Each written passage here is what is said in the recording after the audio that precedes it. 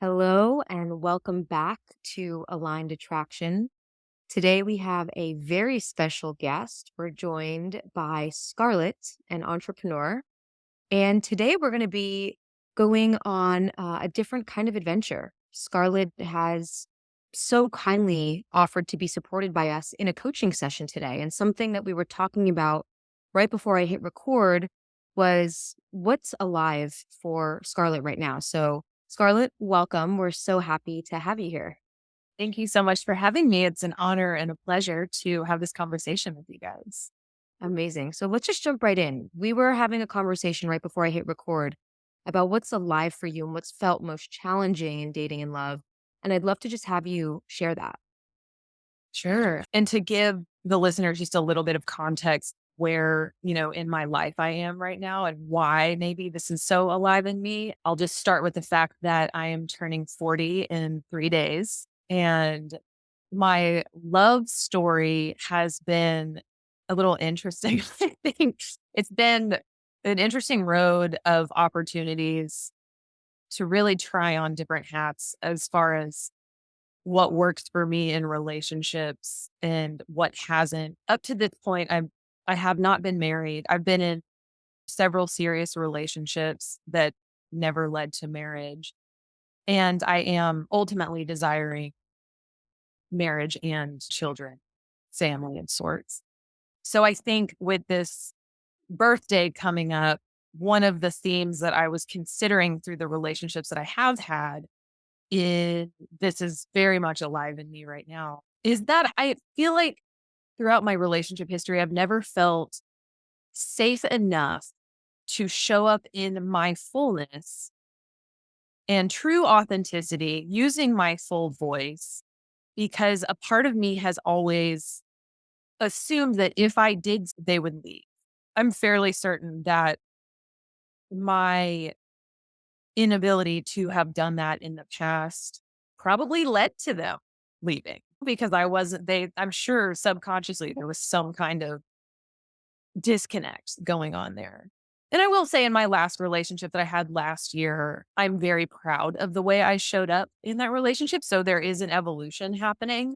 But when I think about dating now, that that kind of voice in the back of my head is afraid to be fully honest and fully myself for fear, just classic abandonment issue type things. Yeah. So let's tune into that right now and go from the idea and the concept of if I fully express myself, if I'm fully myself. And this is me paraphrasing and inserting some of what was occurring to me. If I take up space, then they'll leave. If I fully show myself, I might get abandoned. So, what is the experience of that in your body? What is the experience of that? Because I imagine it's a visceral experience. It makes me feel nauseated Yeah. immediately. Yeah. Yeah. So that experience is even alive right now. And in a way, it's always on. That layer is always filtering reality for you.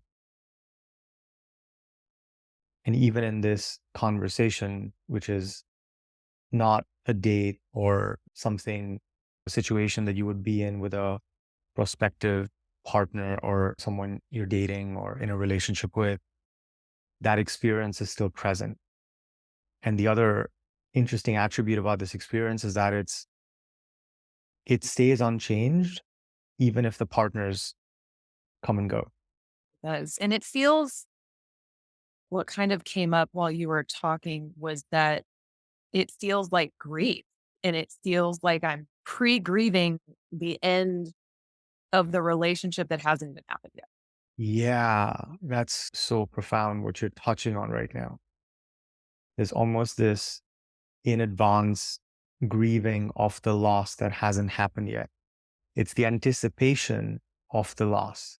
And the anticipation of the loss is keeping you from fully opening yourself to connection because there's a fear that connection will be taken away. And when it is, it's going to be gruesome. That's going to really hurt. and that's going to really suck and it's going to be so painful. I'm not even going to allow that to happen. And interestingly, that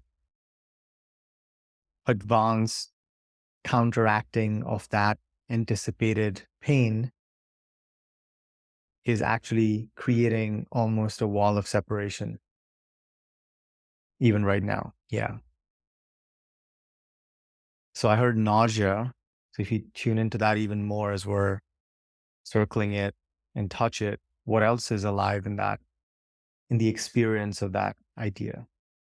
Physically within my body, it also which is Yeah.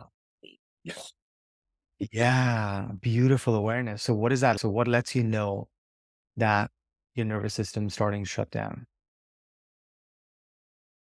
it just I feel like I wanna take a nap. It's Yeah. just the ultimate avoidance. Escape this feeling, just go to sleep. Right.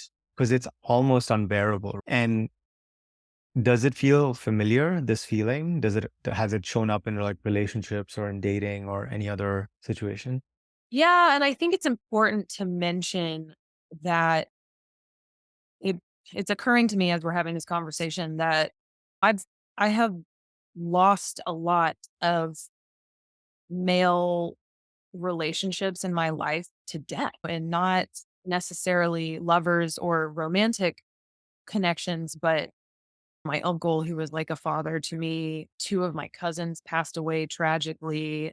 Like a lot of the men in my family have died, which is crazy. And my brother went to college. He left home in 1998 and has like never come back essentially. My dad left when I was 5 when my parents split up, and so a lot of the most important male relationships in my life have been like quote unquote taken from me, or that energy has been removed from my present reality. And I think that's why it feels like grief, because I just assume, based on what's happened since such formative years in my childhood, that I think I've just coupled the idea of dating and falling in love and starting a family with they're going to die, like the Yeah. most extreme option. Yeah. We're all going to die, and I understand that Yeah. cognitively, but that they're going to die young.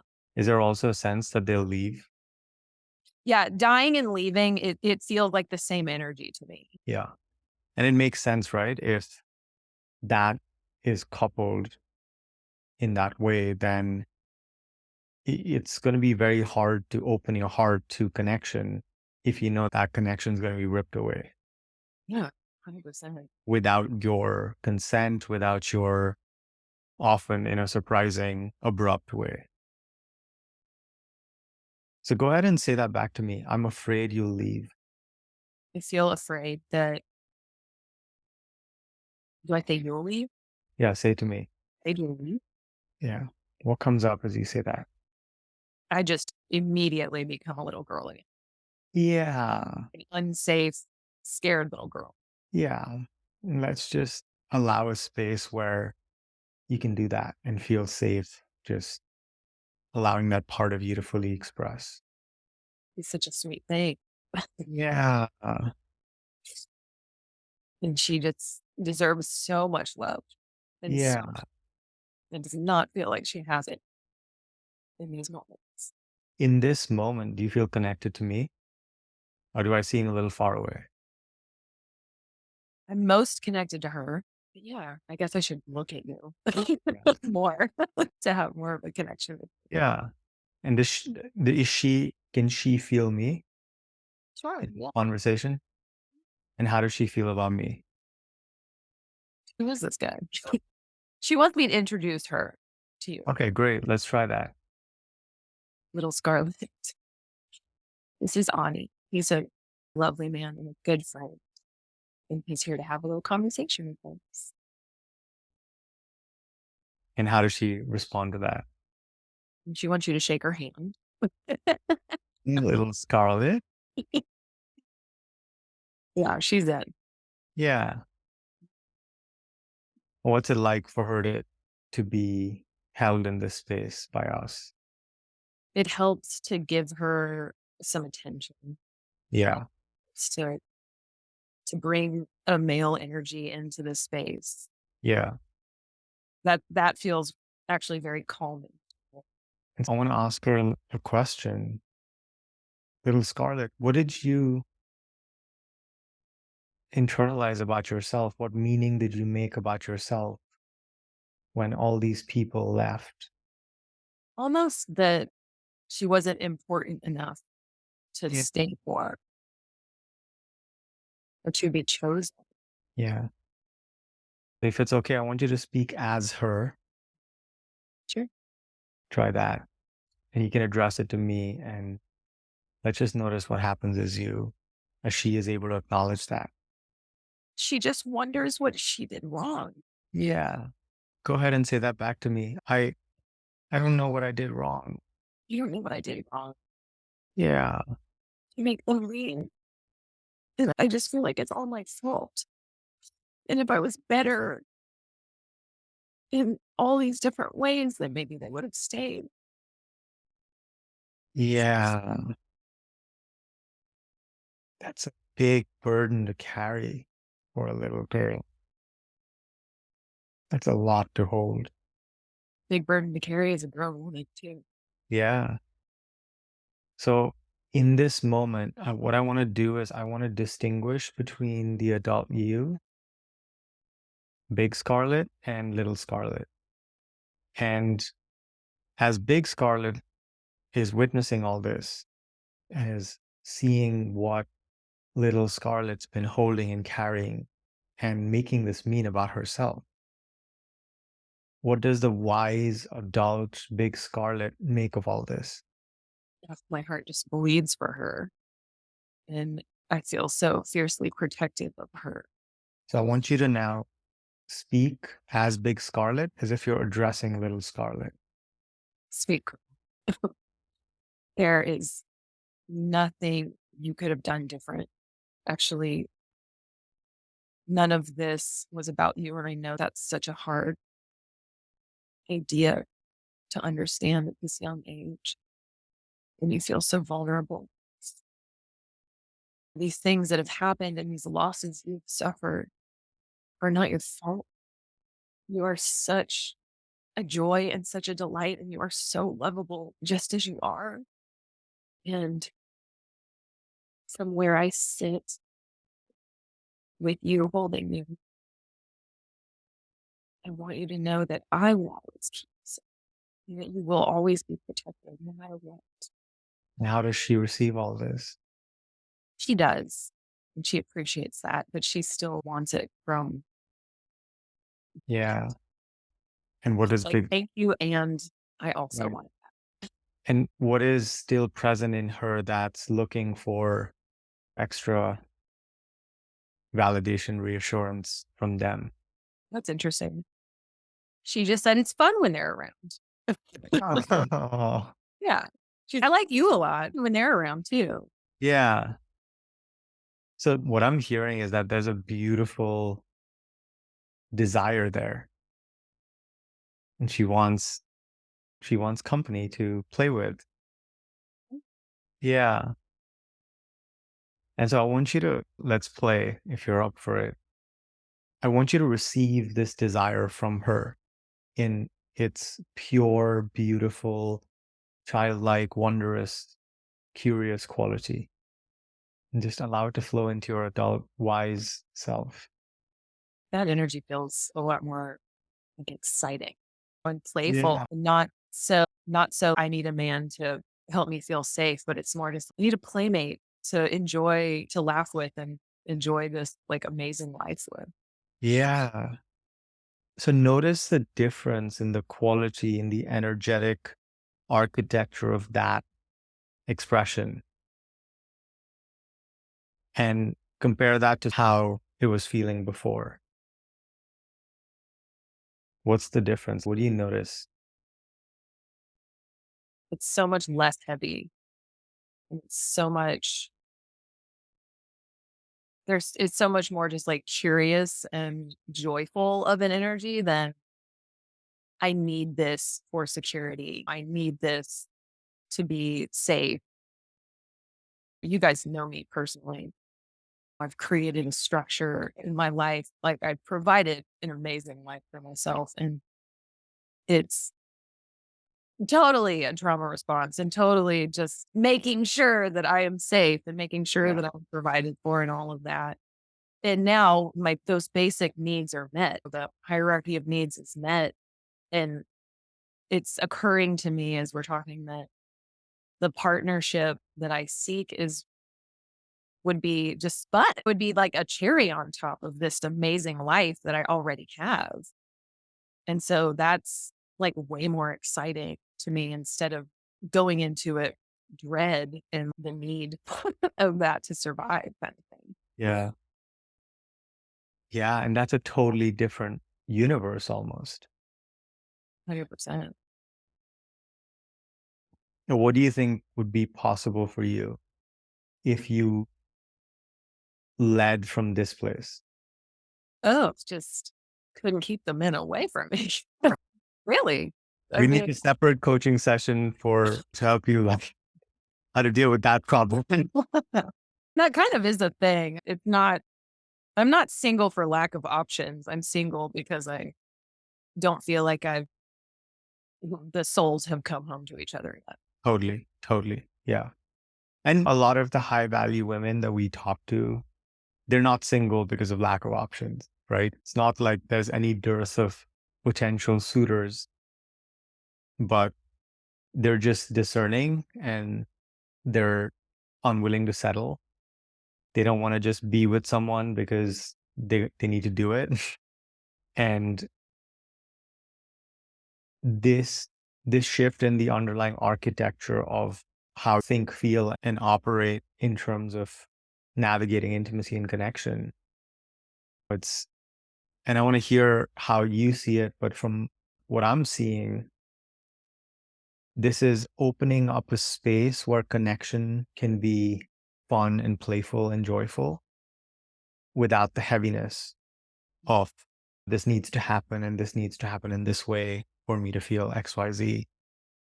And in that state and space of play, you also get to be all of yourself. It's interesting. The deep desire to attract from a place of playful energy is so there. And at the same time, I have felt, you guys know that I had a little bit of a near death experience last year and in horseback riding accident, traumatic brain injury, broken bones, the whole thing. And it laid me up for months. And it's almost like when my head hit that ground, a switch was flipped where I'm so done with anyone who is not my partner. I just feel that those who are not my partner, I'm repulsed by them. I even I have no interest in any kind of sexual encounter, and I'm a very passionate person. And unless I feel like these are husband potentials, I have no desire for any of that. So it's so interesting how the parts of me that used to entertain all kinds of options and just be, well, maybe this, maybe that. I'm just like, no. I feel like the odometer has changed and I'm just like, no. And I don't know what that is, but and I don't know if it's turning 40. I don't know if it's the accident or if something just inside of me has shifted to where I'm just done. I've learned a lot of lessons. I'm not saying I'm perfect and I'll never learn another lesson again, but I just feel like I'm so clear on what I'm looking for in someone else. And I'm so clear on where I am in my life and what I have to bring to the table. And I'm just really seeking that alignment, those puzzle pieces that fit together. And to me, it feels like everything else is just the wrong puzzle piece right now. So it's really interesting. So I love that. And I would love for you to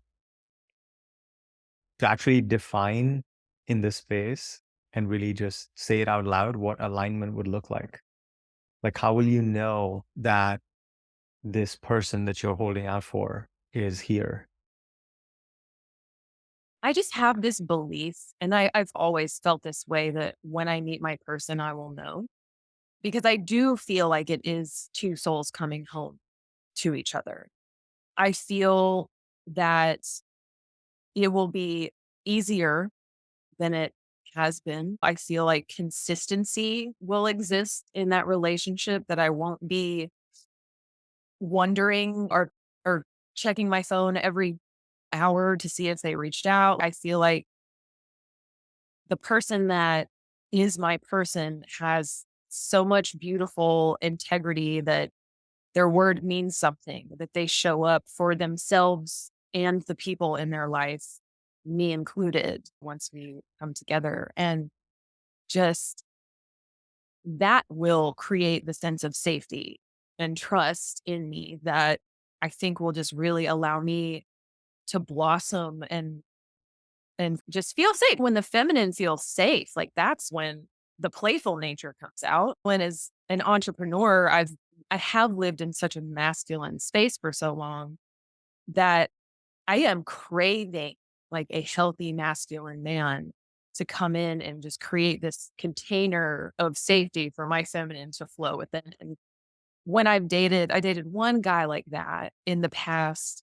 That part was very aligned. A lot of other lifestyle choices and behaviors were not, but man, it felt so good to just know that this man was looking out for me, and it made me feel free. It made me feel like I was the kite on the end of the string, just like dancing around and having the best time, and he was on the ground holding the string like, "I got you, girl." And the thought of being able to do that makes me so excited. It makes me feel that same playful energy that little Scarlett was feeling earlier. Yeah, that's really beautiful. And I can really feel how maybe not all in one package, but all your desires are actually coming to you in these different pieces and in different ways, in different places. Was it how easy or hard was it to allow yourself to be fully seen and take up space? And did those fears and blocks come up? And And that one, that was a little more complex because it was a long distance relationship. So it wasn't actually, and this is an interesting pattern of mine. I've been in several long distance relationships, which is for someone like me who desires and requires so much love. To be in a long distance relationship is a form of self sabotage for me because not only am I not getting any kind of physical needs met, I'm not actually doing life with my partner. It's just updating a friend from afar. but, So, but on some level, it feels safer, right? yeah, sure, because it was like, fuck it. This is never going to work out anyway. So Mm. I was completely myself. Yeah, I was Yeah. completely myself. I wasn't afraid to push back. I wasn't afraid to Yeah. be my full version. He loved that, and I appreciated the opportunity to be seen in that way. Yeah. And I would love to feel safe enough to do that with someone who's actually a real option. Yeah. And he loving it is actually evidence that it is totally okay for you to be your full self. But what I also heard was this contract subconsciously that may exist, which is I can be my fully expressed self, but only from afar. If anyone gets too close, Yeah. then they'll leave. Right. Yeah. Say that one more time. If anyone gets too close and sees the real me or the truth, whatever that Yeah. is. Yeah. And there's also Wait, go back there's to that. Go oh, back to sorry. that.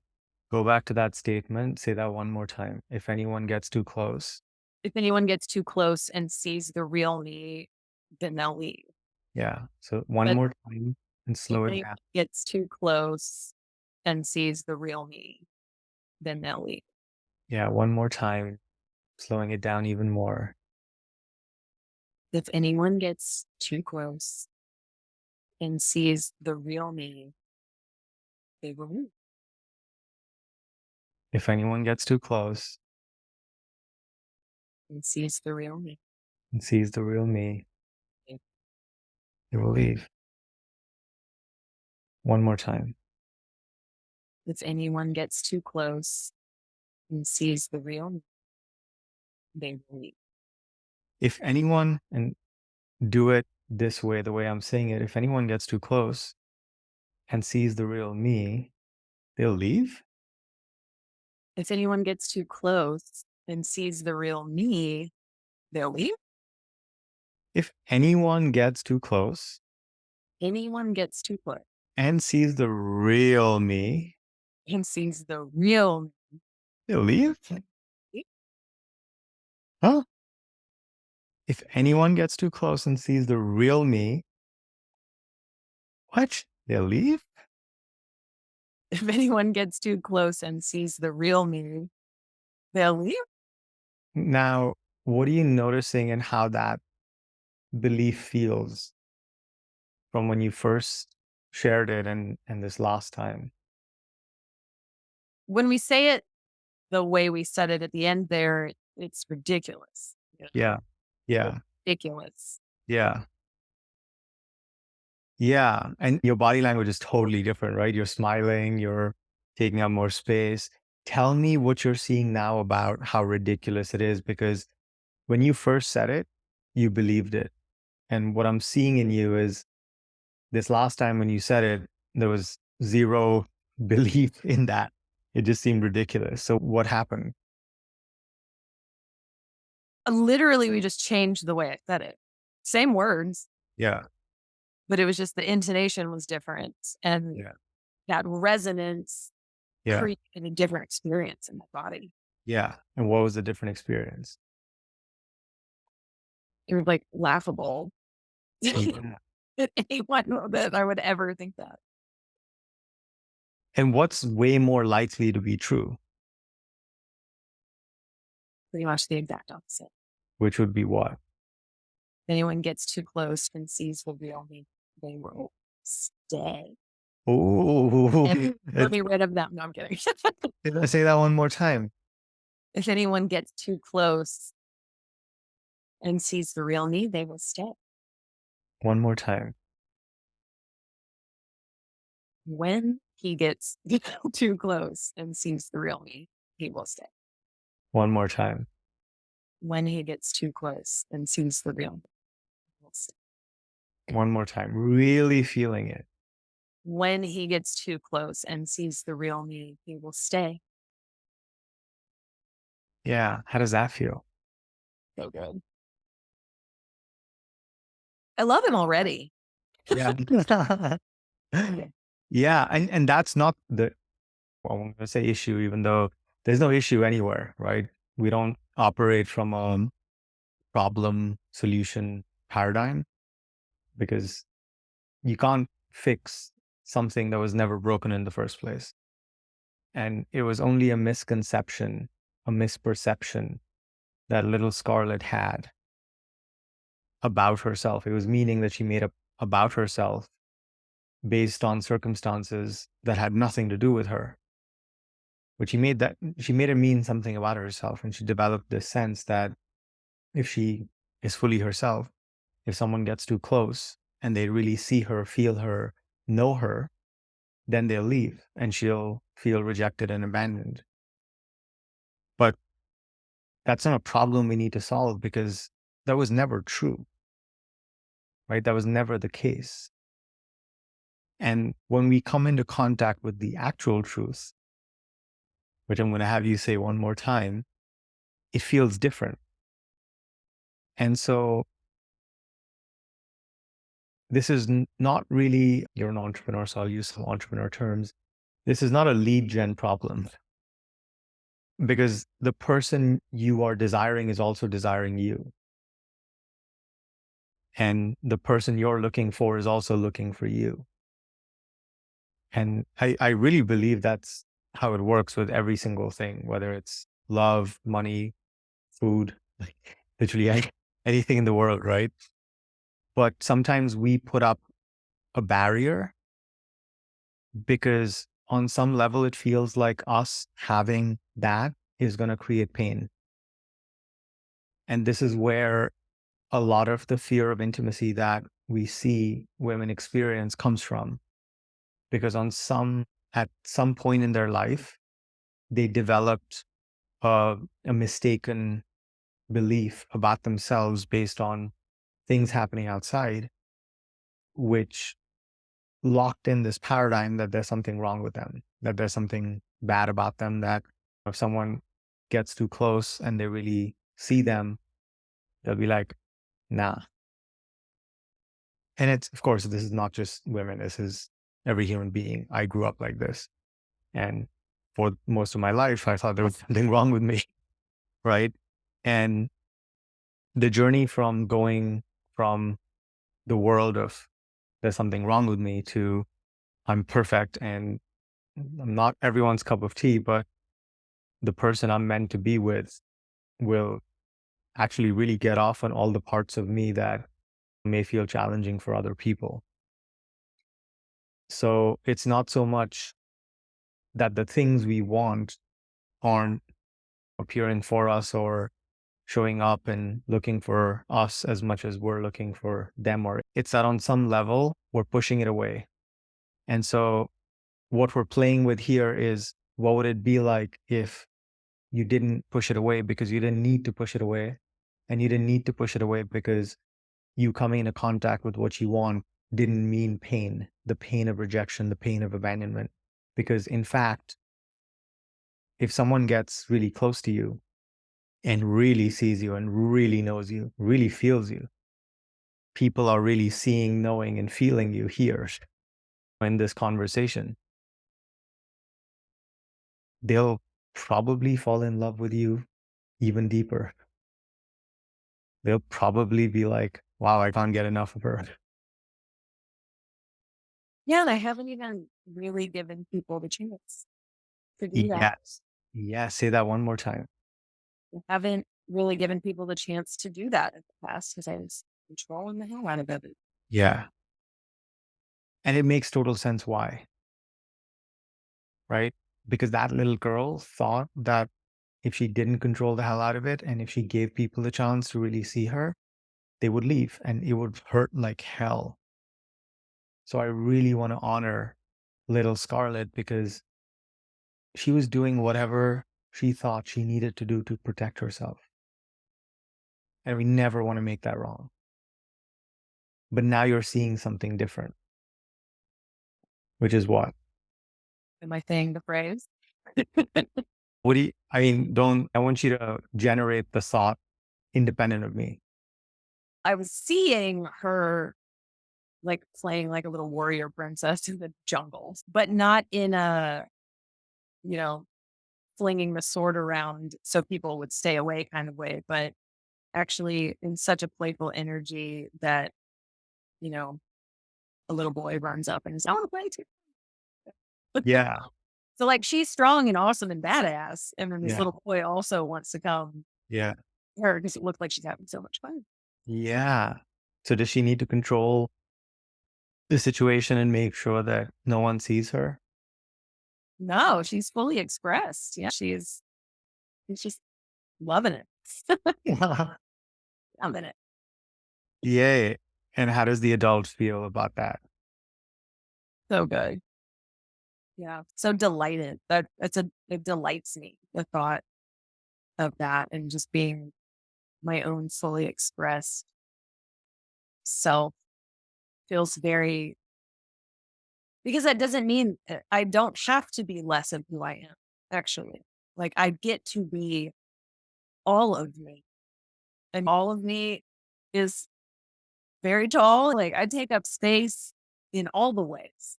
And to embrace that feels so much better and so much less exhausting than Yeah. constantly Yeah. to improve upon what is not broken. Yeah. What if, in fact, like you being you and expressing you just made you more lovable? What if the more you expressed of yourself, the more, and it was almost like a signal or bat call for the person for whom that is like the most irresistible thing in the universe. And what if by holding yourself back and keeping people at a distance and controlling and pushing people away and doing long distance and all those other distance regulators, you robbed the people who really, and this is not just the man, he may be the prime person at the head of that line, but it's us, Lee and I in this experience, it's friends, it's literally everyone in your life who actually, we love the fuck out of you for who you are. My friends Mhm. get it. My friends get the Yeah. 4 times Yeah. family Yeah. and potential romantic interest. Yeah. Yeah. But what if you being fully you was not contingent on anyone else? What if that was not a variable that got turned on and off depending on the person? Indeed. Yeah, so ask the question. Let's just explore what that reality could look like for you. In theory, that sounds just so incredible.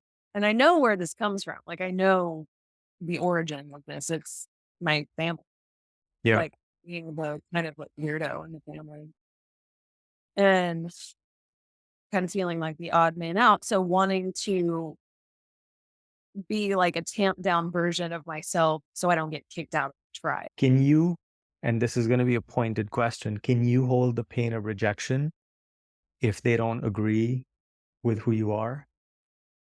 I'm getting better at it Yeah. because I am revealing more of myself and I am being more open and honest and vulnerable. Yeah. I have done that in baby steps and as a protective mechanism. And I, it's interesting. I think the more I'm doing that, the more it freeing some of them up to be open to the possibilities of what that could mean for them. And it's interesting to see how that ripple effect happens. It's not, I'm not ready to like fully cannonball and Yeah. just see what, throw the firecrackers in and see what happens. But yeah, my clothes, my speech, my beliefs, like all of those um, are becoming more and more apparent in my family unit. So it's an interesting tribal mentality fear that I've Yeah. definitely carried around for a long time. Do you think you expressing yourself in that way is giving even one person in your family permission to fully be themselves? Or to the best of their ability at the time. Yeah. Yeah. And this is the conundrum, because to fit in, we have to dilute ourselves and conform, but that feels very painful. It's a kind of self-abandonment. And when we abandon ourselves, we can't fully receive the connection that we get from conforming and fitting in, because that's actually not real connection. Like real intimacy never requires self-abandonment. We say this um, is a core principle of the school. Real intimacy is I can have me and I can have you too. I can have all of me and I can have all of you too at the same time. It's never one at the expense of the other. And totally don't recommend cannonballing, because when we spend a lifetime holding ourselves back in some way, whether it's in our expression or our truth or speaking our mind, whatever it might be, it takes time to slowly unwind that straitjacket that we unintentionally, mistakenly put ourselves in. And I say that fully validating that your family at some point may have directly told you that you're too much in some ways. Exact words. Yeah. Because mine did, right? Mine did in many ways. So it's very clearly messaged It wasn't me making up a story about something that wasn't true. But at the same time, I think, which reality do we want to live in? What would we rather believe? And is it worth ever diminishing ourselves and dimming our light because someone else is triggered by it in some way? Like they can't handle it. As long as we're not doing harm, and I don't think that is remotely the case here. In fact, your expression has given me permission when we've interacted. And I'm sure there's a lot of people in your life who feel the same way. It'll just never come up in conversation. They'll never say it or acknowledge it. But you're basically a walking permission slip. And I wonder what it would be like if you were a walking permission slip to yourself as well. More so now than ever before. I am embodying. Yeah. And that's exciting. And with men too. Yeah. Let's go. We gotta get this in practice. In theory, Yeah. it's all good. Yeah. So what are you going to do? Let's talk like rubber meets the road stuff. What's one declaration you want to make to step into this reality? And like, what are you going to do tangibly that's different from what you did before? What we like to I there's definitely some like curation of speech at time because yeah. And not in a chameleon way where I used to absolutely have the bad habit of, "What do you want me to be? This is how I like my eggs the way you like your eggs." We don't do that. And then the pendulum swing to, "This is me, fuck you." So finding the balance of doing the inner work to be so in my seat of self and at peace with who I am that the external just doesn't even, again, it's like the cherry on top of this like beautiful life. So that energy is without fear. That energy is not contingent on whether or not he calls me the next day. So I think it's really just loving myself up so much that when I go on dates, there's not a deficit. I'm not coming in with a deficit. I'm coming in full and complete and having an orgasm before I go. So we're not making bad decisions. Yeah. We Or don't want to go to decisions. never go to the grocery store on an empty stomach. It's, the age old principle. Yeah, just filling my own cup, really. And then allowing the cup to overflow onto whoever's lucky enough to be sitting across it. Yay. Lee, do you have a little addition or contribution here? First of all, it's been such a joy to witness this conversation and to witness all parts of you, little you, grown up you, and everything in between. So thank you for letting us see you and hold you in this. And in knowing you personally, I really acknowledge the journey you've been on and the work that you've done. It's massive. And I don't even know nearly all of the story, but in the stories that you have shared with me, and in feeling you as a woman in my life and feeling your presence and feeling your expression, I'm like, you glow. You're radiant. Like your smile, your eyes, your style, the way you carry yourself. It's like city girl meets horseback rider meets like feminine goddess meets bad bitch meets entrepreneur meets like homemaker and nurturer and mother meets vixen. And I really do see all of that in you. And I'm not even naming the full bit. And so I want you to know from one woman to another, I feel that from you. I see that from you. I wouldn't offer this if that wasn't my genuine perspective. And I really resonated with a lot of what you shared. So thank you for sharing that because I know that so many women are going to hear this and they're going to think, oh my God, she is telling me about me. And this is something that has just been such a universal experience for so many of us. So thank you for sharing that. And I acknowledge the work that you're doing with your family, because when we do that work with our families, we have less of a need and impulse to reenact that with romantic partners, because that's where we're reenacting all the mommy and daddy stuff, is with the men that we date, with our partners, in an effort to close the loop and heal the wound that was created in childhood.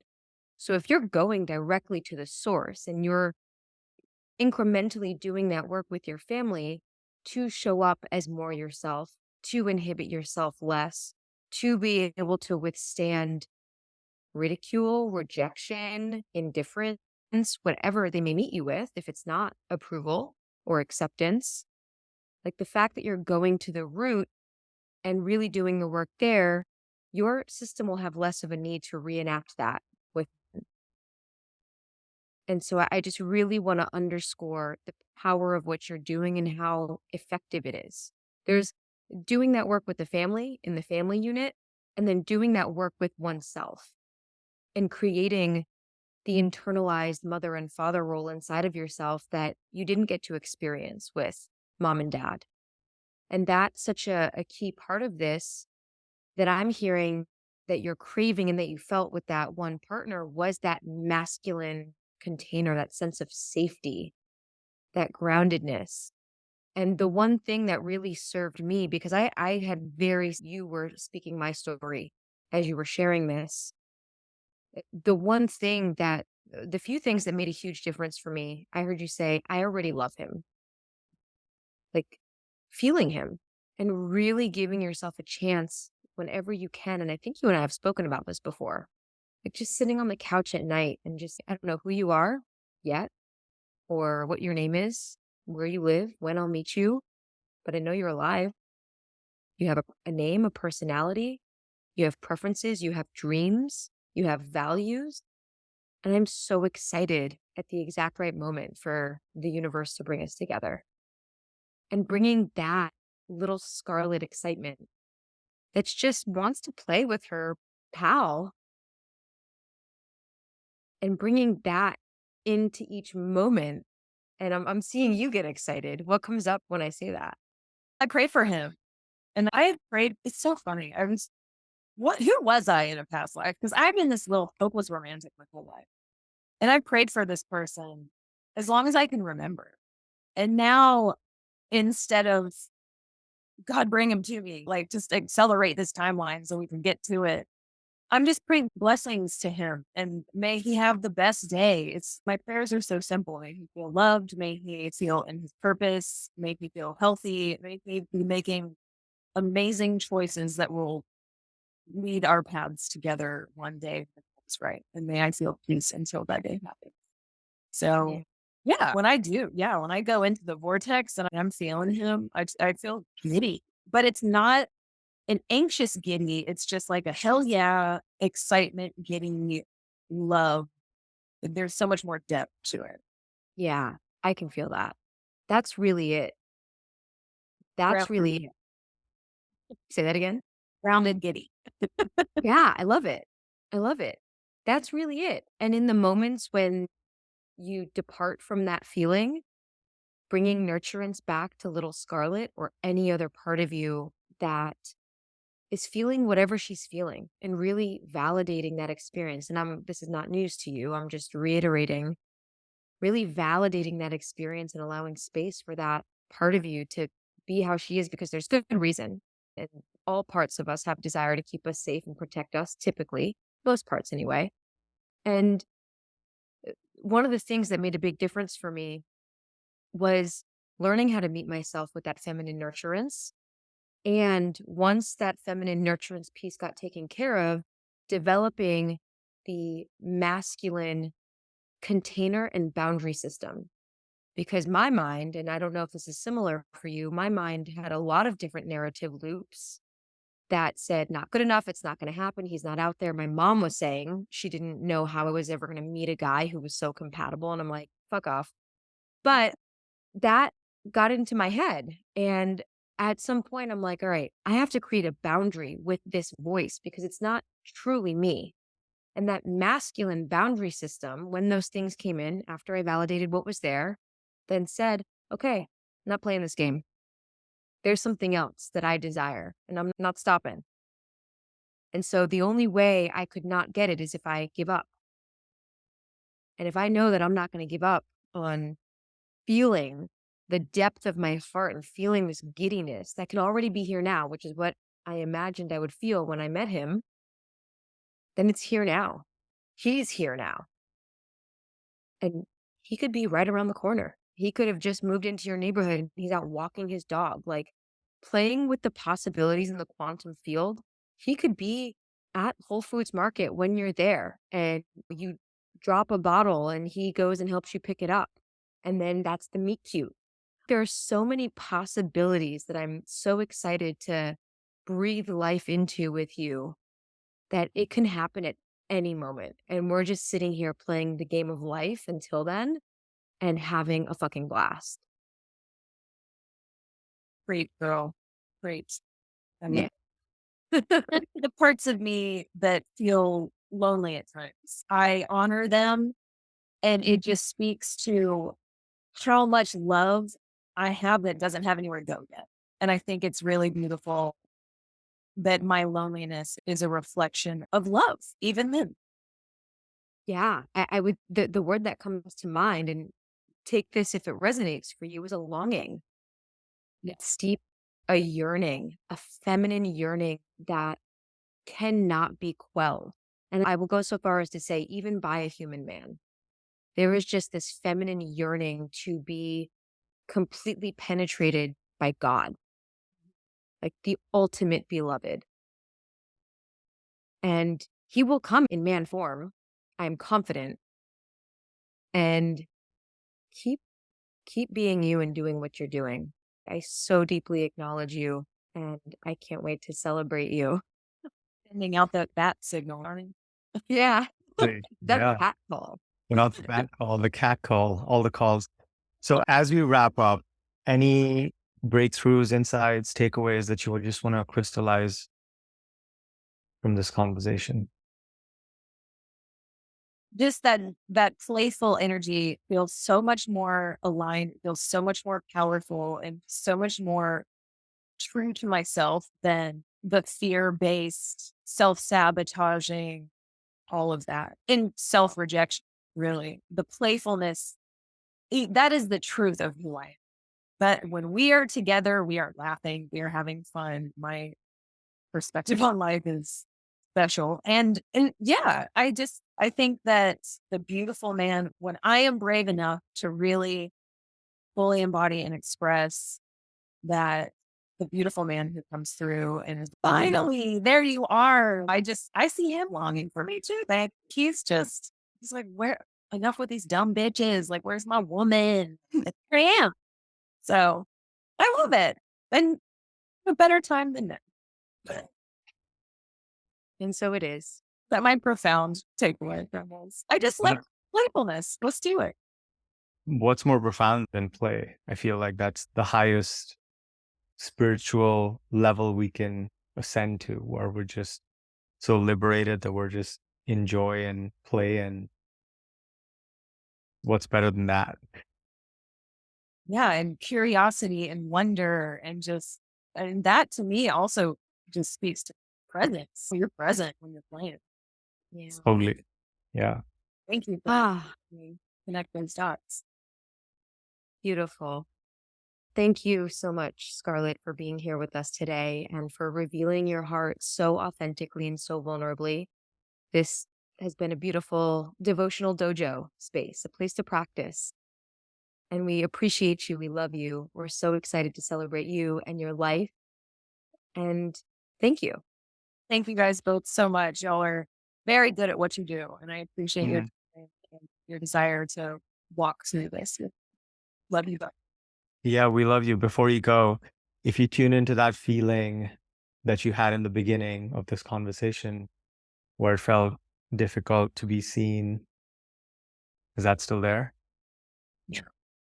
No, I pictured myself like dancing out my front door every day, like a musical. Here we are. Scarlett the musical coming to a theater near you. Tune in, y'all. Tune in. It's gonna be good. It's nice. Yeah. Yay. Thank you. Thank you for being here. And for any woman who's tuning into this, I trust that you really felt a part of yourself in Scarlett. Thank you for tuning in. If this episode supported you, please share it with another woman who you know it would really support. And if you're hearing this shortly after we release it, we're going to be hosting a half day free live virtual retreat for women called Sexy Secure Love. And it's all about creating the kind of relationship with ourselves, first and foremost, and with our partners, current or future, that feels deeply safe and ridiculously sexy. So you can go to sexysecurelove.com to secure your spot, and we hope to see you there. And if you're catching it after the event, check it out anyway, because you might be able to grab the replay. We'll see you there.